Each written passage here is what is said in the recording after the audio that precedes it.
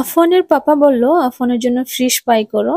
তার জন্য ফিশগুলো ভালো করে ধুয়ে নিলাম। ধুয়ে এখানে মরিচ, জিরে গুঁড়ো, হলুদ গুঁড়ো, লবণ আর একটা লেবু কেটে নিলাম। এখন এগুলো সবগুলো মাখিয়ে নিচ্ছি। একবারে সবগুলো মাখিয়ে লেবু মিশিয়ে দেন মাছের উপরে লাগিয়ে দিব। যেহেতু ছেলে কিছুই খাচ্ছে না সেহেতু ছেলের জন্য এগুলা মাছ ভাজি করতেছি। এই মাছের নাম হলো সুলতান ফিশ। মাছগুলা কিন্তু খেতে অনেক টেস্টি, অনেক ভালো লাগে। এই মাছের গায়ে ভালো করে আমি মাখিয়ে নিচ্ছি হলুদ, মরিচ, লবণ, সাথে কিন্তু লেবুর রসও দিয়েছি। আর বাকি যেগুলো ছিল সেগুলো উপরে একটু একটু করে দিয়ে দিচ্ছি। দিয়ে 5 মিনিটের জন্য রেখে দিলাম।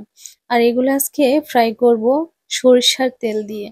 কড়াইটা বসিয়ে দিলাম আর সরিষার তেল দিয়ে দিয়েছি পরিমাণ মতো। একটু গরম হওয়ার পরে মাছগুলো একে একে দিয়ে দিচ্ছি। 3টে সুলতান ফিশই একসাথে ভেজে নিব। কড়াইটা একটু বেশ বড়, একটু ভেজে নিব। হালকা ভাজার পর একটু উল্টায় দিলাম। মোটামুটি আমার মাছ ফ্রাই করা শেষ। এখন একটা প্লেটে উঠিয়ে নিলাম। কেমন হলো অবশ্যই কমেন্টস করে জানাবেন। আফান, এই নাও তোমার ফিশ ফ্রাই, খেয়ে নাও।